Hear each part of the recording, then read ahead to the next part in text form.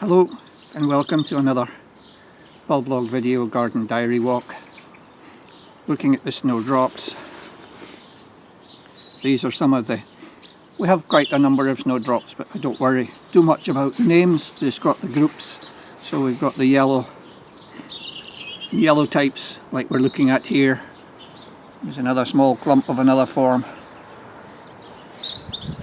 And then we have the snowdrops with the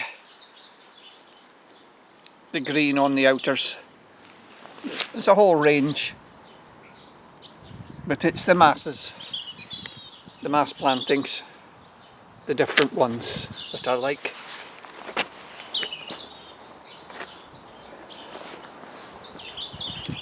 So we can say the garden has been battered by a number of storms in recent weeks, 4 named storms to be precise.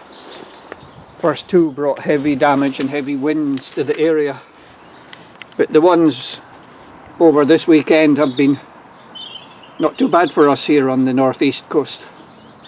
They brought just some winds, but nothing excessive, but they did bring a big dump of snow, heavy snow. The snow came very quickly and dropped the biggest snowflakes I've seen in a long time, and put a ground cover up and covered the ground very quickly. But then the storm passed and the snow went as quickly as it came. It melted away. And in a way, that's exactly what we need at this time of year. Because these bulbs, they form their buds, their flower buds, in a complete miniature before they go dormant last year.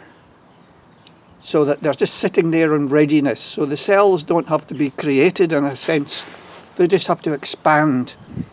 And that big dump of moisture from the melting snow going down into the soil is exactly what they need to fuel that growth. And they come up and take advantage. So we've got various snowdrops here, and Crocus, the wee yellow one, Crocus Thurkianus, different snowdrops. Some with yellow, some with green outer markings. Growing here in the cobble bed that I created to stop the mice digging them up. And of course, the Eranthis are starting. They haven't managed to open their flowers yet, but they are starting to appear and pop up. It's interesting how they come at different times in different parts of the garden. Even in our garden, we notice a difference from the south end of the garden, which is like in north shade of the boundary wall, and the trees at the bottom is often, it's always a lot slower. Crocus Thurkianus gets everywhere in our garden. It's because it makes these tiny corms, and I don't always spot them in old reused compost. If I come down, you can see this trough with willows. They're all over this trough, which is nice, gives us something to see before the willows come into leaf.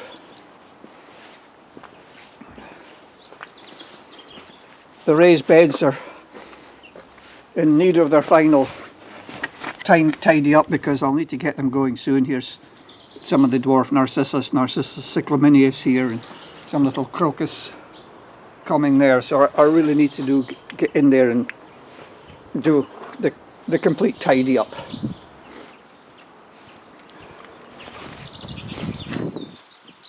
But it's still very early and there's so much to come.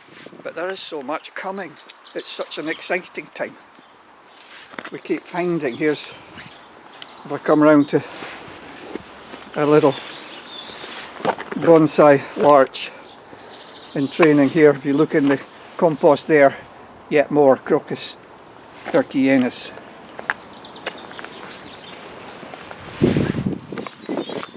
So just wandering around. Cyclamen, of course, are wonderful. Make their leaves in the late part of the year, and they stay all the year round until the summer dryness will push them back. Maybe some years they don't get pushed back at all. Here's a clump of erythroniums just coming through.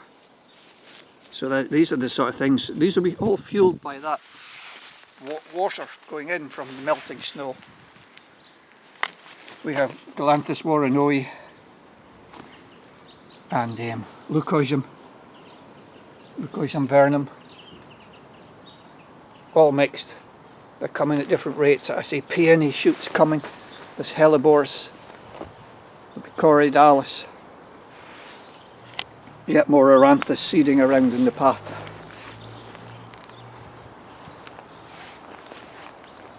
Coming around in the bulb bed, we got more Leucosium.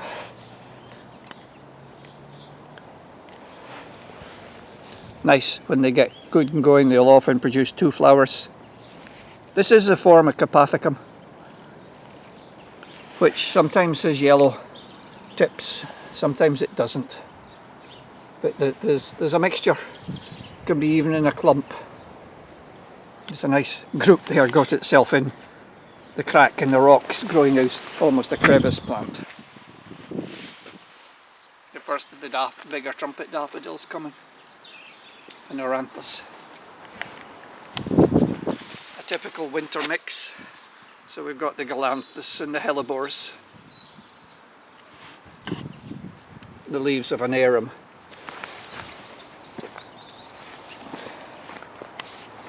And you see in a slightly drier, more shaded bed that was heavily mulched not long ago, the growth's not got through yet. Whereas we just turn round. But this side there's masses. And these snowdrops, I really must lift and split these clumps. I must make a note and do that this year, because these are getting too big and they'll start to stop flowering so well as the competition's too severe. And I can spread it out and get some more into these bare patches.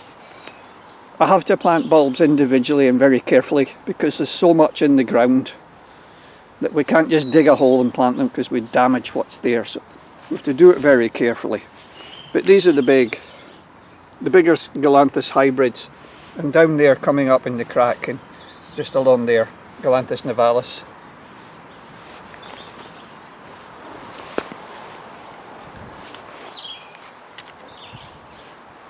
Round here the wee Scylla coming out, pops up, is it Michinkoi something? Can't recall exact name, but that's a lovely wee early Scylla. And then round here we've got some of the Dryad Gold group of Galanthus cultivars. Over here there's some of the, all over the garden, there's Iris Catherine Hodgkin. Coming up, you can see the wet. These are too congested. These need split often, because they get messy like that. You can't see the individual flowers. I really don't like them like that. If I come round and look at one where we can see an individual flower, it's so pretty. It's such a lovely form that it deserves the space to be shown off properly. So lift them and split them. You can actually do it now.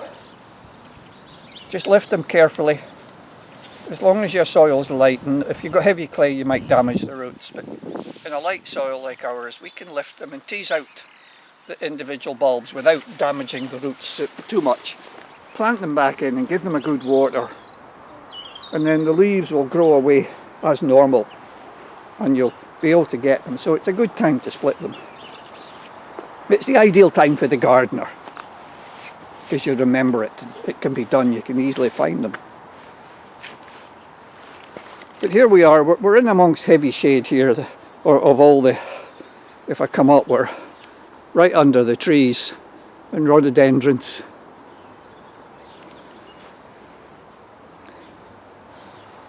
So it's very much a woodland floor. And we'll just wander. One of the casualties of the storms, this ugly looking trunk, was a lovely rhododendron that got blown over in the storm. The root ball was right out of the ground. I did try and peg it back and prop it back up and get it back in, but the next storm came and blew it out again, so I've cut it back. I'm going to give it a chance to see if it sprouts and buds quickly, and regrows a canopy, shows signs later this year of going to regrow a canopy, it'll stay. If not, I'll take out the root ball. So we're just going around.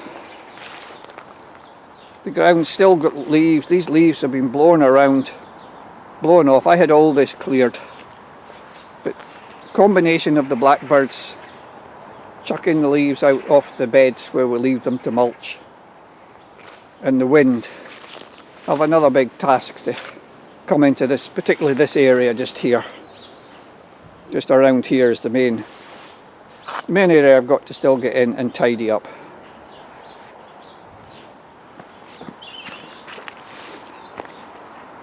But the sun's just coming up, you can see, pushing up. It's getting higher in the sky every day.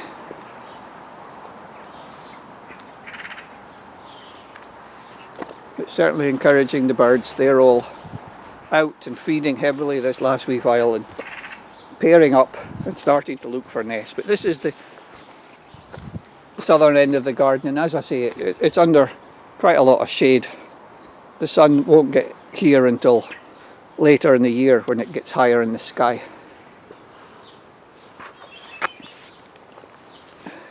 But we've still got nice plantings up here. A whole batch of seedlings coming there. Not sure what they are yet. I'm waiting to see whether they're something that I want to encourage or something I'd rather thin down or not have.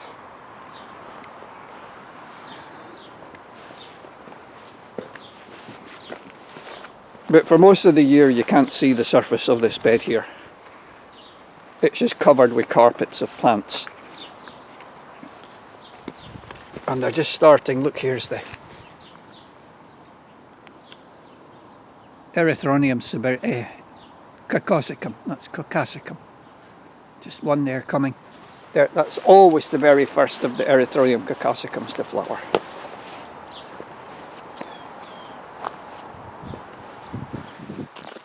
Yet more snowdrops. This is the mighty atom group. Tend to be short with these huge flowers for the size of the plant.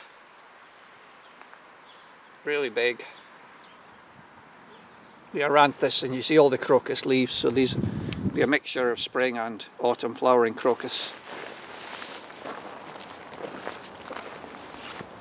And I'll push through the paths up to this bed. You still see remnants of the snow lying, just the last traces. All put the moisture down, and this bed will explode shortly with growth as well. I can see the Crocus is just starting to push through there. Eranthis, often one of the earliest, and there's other irises, and of course lots of snowdrops, erythroniums, trilliums, the whole lot up there. And down the Cyclamen comb. As I've shown before and written about, it loves this mossy environment. It loves growing through the sandy moss, or the mossy sand. Here's a yellow Galanthus warrenoi. That's Galanthus Elizabeth Harrison.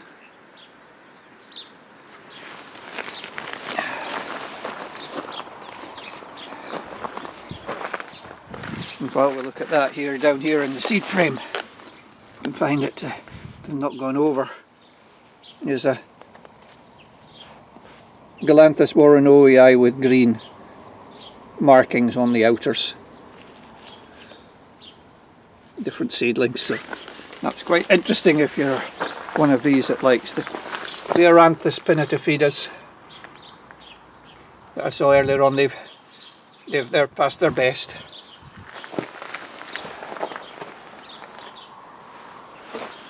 In the sand beds, this one's sparsely planted.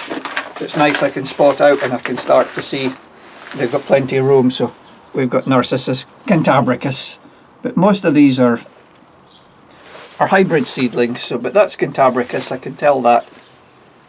There's another Cantabricus. So that's a group of Cantabricus there, and then we've got, there'll be Romoxie and Bulbicodium, and then all the mixtures between that groups. What I do like is when they get space, they can flower really short, like they should, when they're not having to compete like they are in the other sand bed. Here's one of the little trumpets. Possibly Mini Cycla, I'll need to wait and see. I think I planted Mini Cycla and some of the other little hybrids out there, but look at this lovely little Narcissus Bulbicodium type.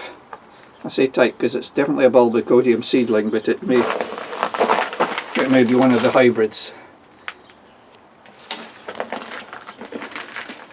So that's this bed. There's an awful lot of other stuff to come yet. We look across the garden, you can see how the snowdrops are coming out, and will soon be almost continuous, like a continuous wave of white washing across. So I'm going to come round and finish up here in the bulb house, where the bulbs are still growing in pots. This is the one where we've not planted them in sand beds, and they've tended to flower a bit later here. So again, lots of seedlings, lots of hybrids, one or two snowdrops I keep in here to multiply up. Some of the named forms are just beautiful. Some of these little tiny, one of Anne Wright's tiny miniatures.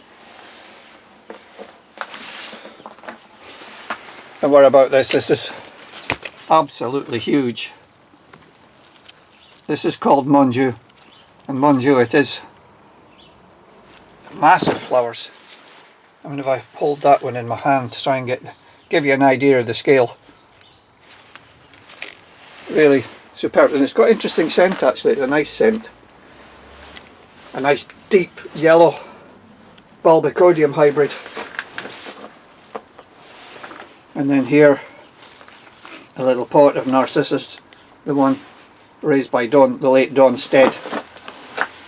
Narcissus Don Stead.